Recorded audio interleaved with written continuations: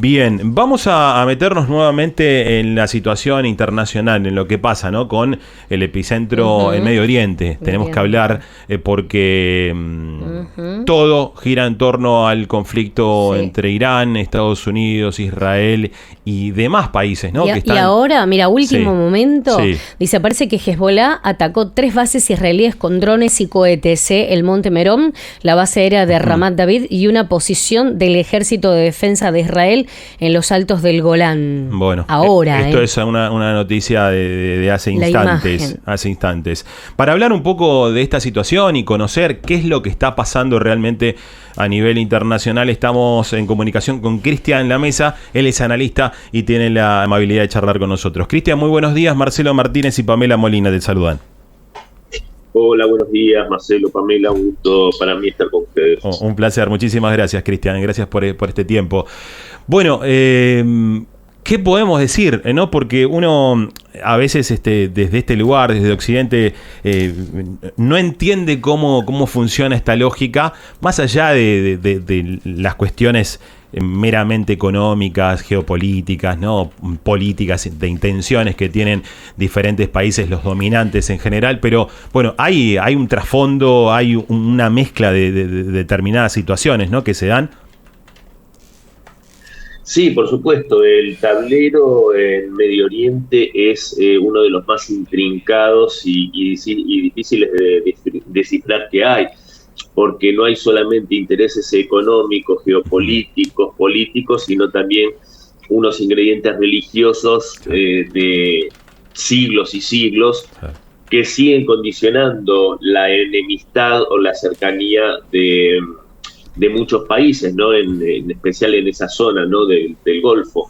Así que bueno, esto es un poco resultado de eso, de un agente muy nocivo, que se ha vuelto muy nocivo para la paz mundial, desgraciadamente, que es el gobierno israelí a través de su premier Netanyahu, y una política que yo realmente me llama muchísimo la atención, cómo pudo caer de una forma tan incauta en una situación que le va a ser sin duda muy negativa. Yo el sábado a la mañana por RT y por Telesur decía que Donald Trump él mismo destruyó su carrera política. Pero bueno, así las cosas. Fue más fuerte la presión del lobby israelí-estadounidense que lo que él había prometido en campaña como sus máximas y principios, que por lo que sus votantes lo llevaron al Salón Oval.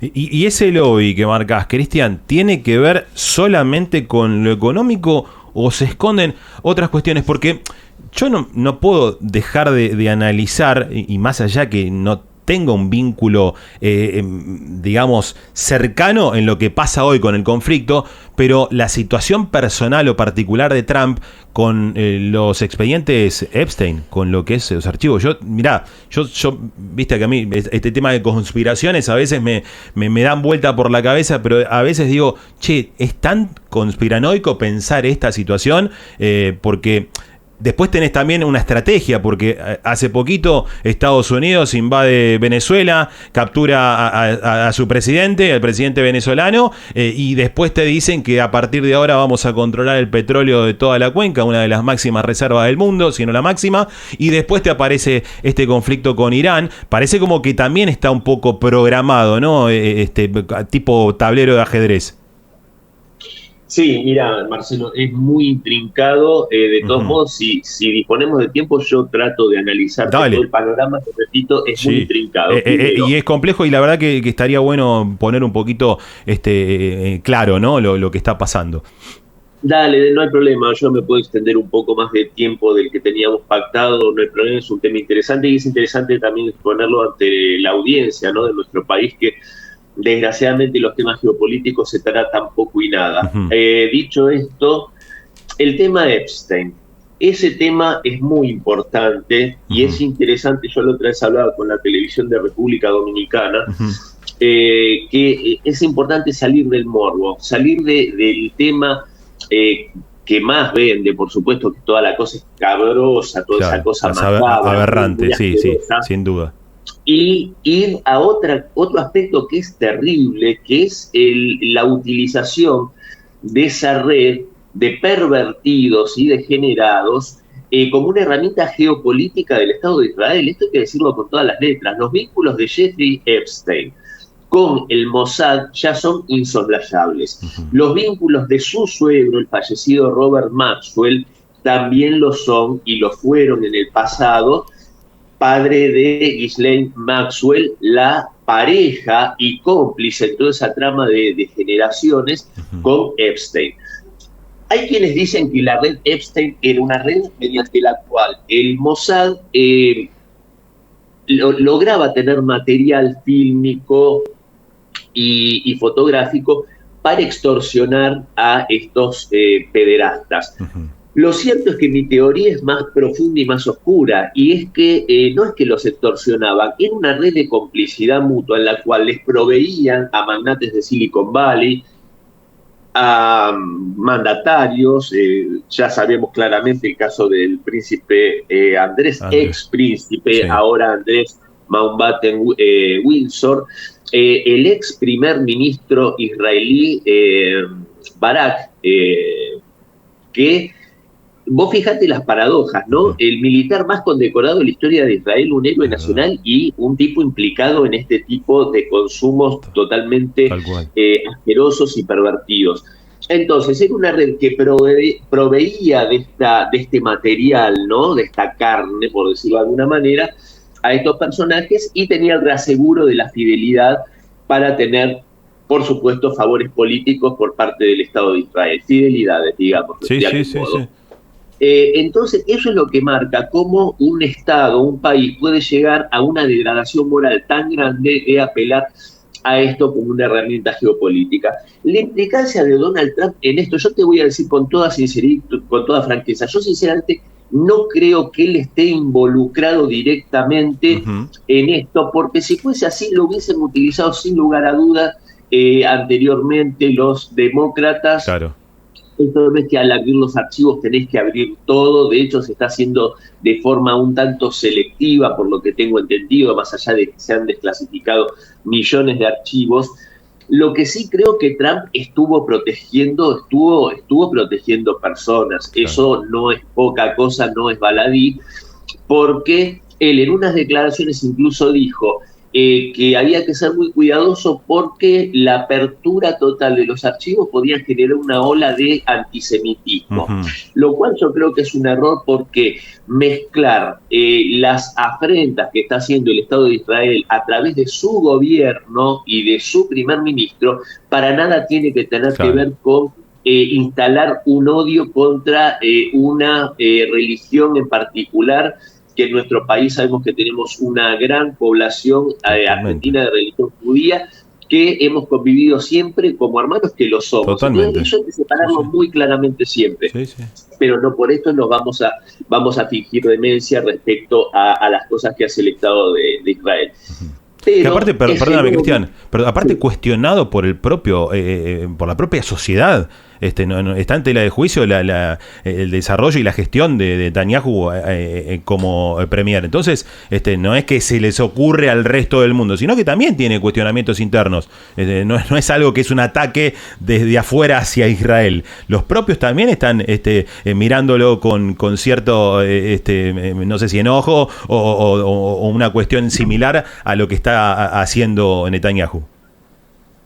Por supuesto, hay que recordar simplemente las protestas multitudinarias anteriores al 7 de octubre de 2023, en las cuales se exigía la renuncia, incluso pilotos de la Fuerza Aérea Israelí que se negaron a llevarlo a pilotear el avión como protesta ante los escándalos de corrupción y denuncias formales que están en el Poder Judicial israelí contra este personaje nefasto. Y también se sabe, porque hoy la información es bastante accesible y contrastable, que el 7 de octubre se dejó que jamás actuase con una impunidad escandalosa en ese acto terrorista incalificable y condenable que fue el que condujo justamente al asesinato de más de 1.000 israelíes, a la toma de cientos de de rehenes y que condujeron a algo que parecería ser que Hamás, en su inocente ingenuidad, estoy siendo irónico por supuesto, no previó que iban a haber decenas y decenas de inocentes muertos, asesinados por el Estado de Israel. Lo hizo de todos modos, como te decía, las guardias israelíes, la frontera israelí con Gaza, en ese sector está custodiada por un grupo de jóvenes militares israelíes, mujeres, y estas chicas de entre 18 y 20 años, que la mayoría fueron asesinadas el 7 de octubre, venían denunciando desde meses antes los movimientos que se estaban dando del otro lado de la frontera que hacían sospechar una actividad y una acción militar por parte de Hamás. A esto el Estado Mayor no le dio ni la más mínima importancia, se desmovilizó, ese día prácticamente estaban desguarnecidas todas las bases cercanas, y como si esto fuera poco, el ministro de Seguridad de Egipto le había mandado una comunicación oficial al gobierno israelí avisándole que esto iba a suceder. ¿Por qué avisaría Egipto? Por algo muy sencillo. Hamás es un brazo de los hermanos musulmanes, organización declarada terrorista en Egipto, y si hay algo que Egipto no quiere es que tenga infiltración de refugiados palestinos, entre los cuales sin duda van a haber muchos activos de Hamás. Entonces, ante toda esta situación que vemos tan compleja, y ante la promesa de Donald Trump de no hacer más guerras, que sean ajenas al interés estadounidense, donde Estados Unidos pone dinero y pone recursos, sangre, sí, tal cual, para hacerle el mandado a Israel. Pero esto no lo digo yo, Marcelo, no lo dice Cristian Lamesa, lo ha dicho Tucker Carlson, ese periodista prestigioso estadounidense, prácticamente una cara del MAGA, o sea, un representante de ese Estados Unidos profundo y conservador que no quiere más esto. Tengo entendido que antes del ataque a Irán, él personalmente apeló a decirle personalmente a Donald Trump que no lo hiciera. Su vicepresidente Vance también apeló y abogó por la vía diplomática, al igual que Tulsi Gabbard, la directora nacional de inteligencia, y está defraudando su base electoral. Por eso yo decía, lo que no hizo Kamala Harris, parecería que le está haciendo la campaña electoral a Gavin Newsom para las presidenciales de dentro de 3 años, porque les está haciendo el trabajo a ellos, lo que no pudieron los globalistas europeos. Lo pudo él mismo, dejándose llevar por las orejas por ese ser nefasto que es Benjamín Netanyahu, que ya le había hecho una mala jugada cuando fue la guerra de los 12 días. Ahí ya le había jugado sucio a Donald Trump. Cuando el republicano le dice, Bibi, no ataques a Irán, por lo menos hasta la última ronda de conversaciones que se iban a desarrollar un domingo, y el viernes anterior ordena el ataque a Netanyahu. Y recién Estados Unidos interviene cuando Netanyahu se sabe que le hace una amenaza velada de usar armas nucleares y Estados Unidos no se involucra. Ahí es cuando hace el bombardeo de Fordo, que fue toda una cosa coreografiada como si fuera una película de Jackie Chan. Tal cual. Pero ahora se le hizo más sucia porque le hizo cruzar el Rubicón, porque yo tengo información bastante confiable que indica que, es más, esto lo dijo públicamente ayer Marco Rubio, cuando dijo que en la operación estadounidense no estaba entre los objetivos el cambio de régimen ni tampoco eliminar a Jamenei, cosa que un rato antes había dicho lo contrario Trump. Esa es la confusión en la Casa Blanca. Y la información que se tiene es que Israel es el que toma la decisión inconsulta, no consensuada con Trump, de eliminar al líder supremo iraní, que no era solo un líder político, era un líder religioso, al nivel de eliminar al Papa, y hacer el bombardeo contra la escuela de niñas, en la cual se eliminó a más de 150 niñas iraníes, un crimen de lesa humanidad. Pero bueno, ¿viste cómo es esto? La élite política israelí, si no abusa de los niños, por lo menos tiene que matarlos.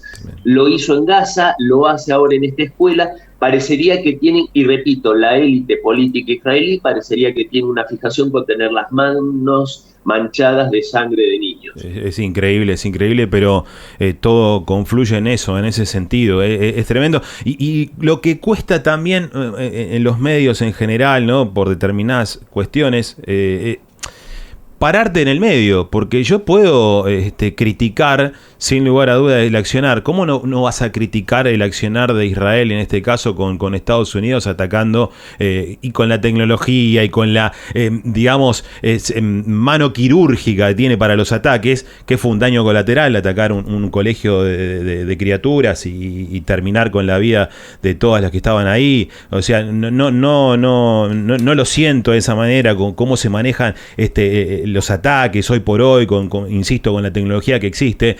Y también criticar lo que sucede en Irán. Podés estar en el medio, digo, ¿por qué se da esa situación? ¿Por qué o estás de este lado o sos contra y no sirve tu posición porque no es coherente? Digo, yo sí creo que a mí no me gusta que haya conflictos y tengo que criticar lo que hace Estados Unidos e Israel y también lo que puede llegar a ser Irán. O sea, ¿por qué cuesta eso? ¿Por qué entendés? Tiene que ver con este dominio y esta intención de generar buenos y malos.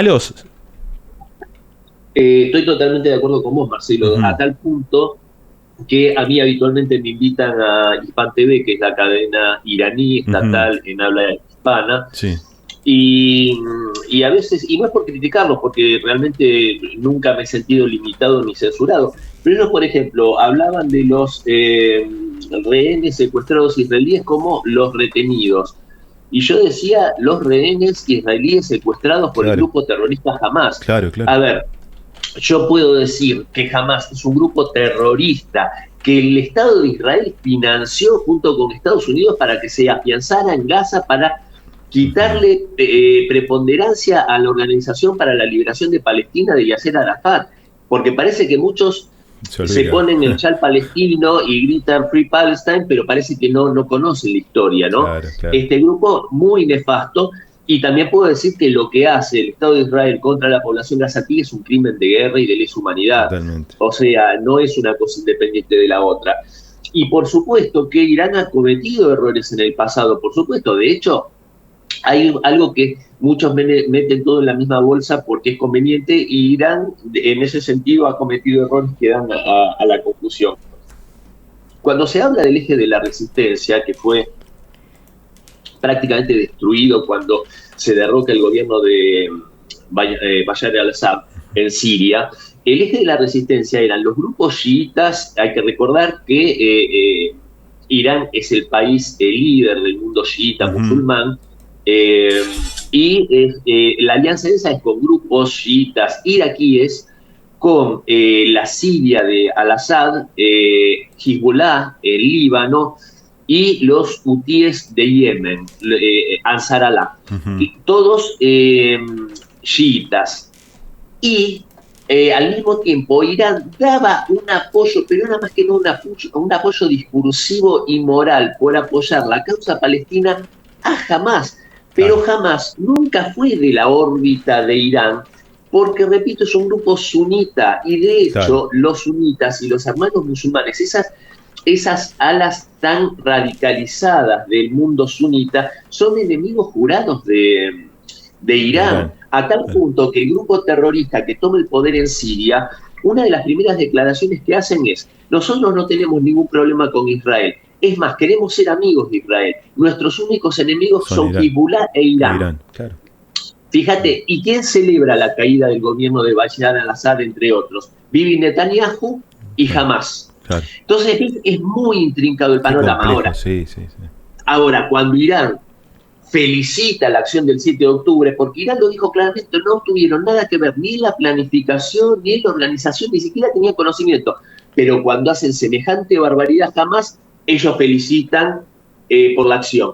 Una torpeza también, eso hay que decirlo por parte de Irán. Ahora, que Irán sea el peligro que nos quieren decir para la paz mundial, que Donald Trump, en el discurso del Estado de la Unión y en el comunicado que del sábado, después de iniciado el ataque, se busca lavar la cara cuando dice que Irán tiene capacidad misilística para llegar a Europa, que es cierto, pero yo no recuerdo que Irán haya atacado Europa, no está en sus planes. sí armarse hasta los dientes porque sabe que está frente a una amenaza existencial y el tiempo le dio la razón. Y dice Donald Trump también que en poco tiempo va a tener la capacidad para llegar con misiles a Estados Unidos. Una fantasía en toda regla. Pero ¿por qué lo hace, Marcelo? Para lavarse la cara, claro, y presentarle a su electorado, que ya no se lo cree nadie, que en realidad no le está haciendo el mandado a Tel Aviv, sino que está defendiendo la seguridad de los estadounidenses. Como las películas, como las películas yanquis de siempre, ¿no? Defienden el mundo. Exacto. Entonces, claro, sí. Pero fíjate si nadie le cree que ayer publica un tuit Marjorie Taylor Greene, esa excelente congresista que fue una defensora acérrima de Donald Trump, sí, ahora separada por realmente diferencias profundas con Trump, en la cual dice, hoy Estados Unidos ya no está dividido entre izquierda y derecha, está dividido entre los que quieren hacer guerras para Israel y los que queremos poder tener un país en paz, prosperar y poder pagar el seguro médico. Sí. Eso dice Marjorie Taylor Greene, un emblema del MAGA. Ya hablé de Tucker Carlson, Charlie Kirk, ese joven que fue asesinado, sí, de una forma cobarde, sí, dejando a 2 niñas huérfanas y a su joven mujer viuda. Ese muchacho dijo valientemente que no había que meterse más en las guerras que Israel le imponía a Estados Unidos, que en Irak les había ido, como todos saben cómo les fue en Afganistán y en todas esas guerras, y que no había que volver a cometer el mismo error y que no había que seguir haciéndole el juego a Israel y a Netanyahu. Eso lo dijo poco tiempo antes de morir, de una forma bastante sugerente, que sí, después de una forma muy miserable, Netanyahu quiso prácticamente apropiarse de la figura de Kirk, que eso fue muy criticado también por Tucker Carlson. Entonces, ante lo que estamos es ante un poder que, fíjate, yo hasta el miércoles pasado salí en Negocios Televisión, el canal español de geopolítica, y decía, yo desestimo que vaya a hacer una acción militar Donald Trump porque no le sirve, no le conviene, es algo que económicamente no le conviene políticamente. Claro, políticamente ante sentido, su electorado. Claro. Estamos a nada de una elección de medio término. Van a llegar, como ya están llegando, jóvenes estadounidenses muertos, envueltos en la bandera con barras y estrellas. Y entonces, en toda regla, lo descartaba porque no era lógico. Para nada lógico. Claro. Pero vos fijate cómo será de fuerte este perverso lobby, más allá de la traición esta que le hace, pero bueno, el que se acuesta... uno sabe qué pasa justamente hablando de Epstein, pero bueno, si uno juega con el diablo es posible que se queme, vamos a ponerlo de ese modo. Sí. Entonces, todo lo que le pase a Donald Trump se lo tiene merecido a partir de este momento. Sinceramente, yo considero que es una lástima porque yo en muchas acciones del republicano las he visto de un modo muy positivo, no lo de Venezuela, por supuesto, pero su intervención en el tema de Ucrania con Rusia, yo lo vi de un modo muy positivo. Hubo claramente una desescalada en una situación que nos tuvo al borde de una guerra mundial muchas veces, sí. Y lo veía como una esperanza de alguien que pudiese cambiar a ese Estados Unidos, a ese estado profundo, no tanto él, pero abriendo las puertas a alguien que me parece una figura muy interesante, que es J.D. Vance. Desgraciadamente, este hombre, Netanyahu, lo abrazó fuerte, le quitó las espoletas a la granada y lo hizo estallar junto con él. Claro. Cristian, un placer, la verdad, escucharte. Cristian en la mesa con nosotros, analista internacional. ¿Dónde te podemos seguir, Cristian? Me pueden seguir en Facebook, estoy disponible. A cualquiera que me escribe, yo le respondo gentilmente. Y si quieren escuchar entrevistas, algunas de ellas seguro les puede resultar interesante, como esta que me estás haciendo vos, Marcelo y Pamela. Gracias. Pueden entrar a mi canal de YouTube que se llama La Verdadera Política con Cristian La Mesa. Bien. Ahí aparte van a encontrar conferencias que he dado en diferentes lugares del mundo y que creo que pueden sumar algo a lo que decía al comienzo, ¿no? El nombre de mi canal es La Verdadera Política con Cristian La Mesa porque es utilizando parte de una frase del general Perón que decía: la verdadera política es la política internacional. Sí. Y creo que eso es muy importante para nuestro pueblo porque muchas veces nos mantienen al margen en cuanto a las noticias, ¿no? Por eso es valiosa esta entrevista que me están haciendo, no por mí, sino por el tema. Y entonces creo que es importante que nuestros compatriotas puedan bucear en mi canal, como otro que recomiendo enfáticamente, Negocios Televisión, este canal español que es lo más prestigioso que hay a nivel mundial en habla hispana. Excelente, excelente. Cristian, un abrazo grande y seguramente vamos a estar hablando en otra oportunidad. Cuando quieran, un gran abrazo, Marcelo. Un abrazo. Cristian Lamesa, analista geopolítico, escritor también, pasaba acá en el aire.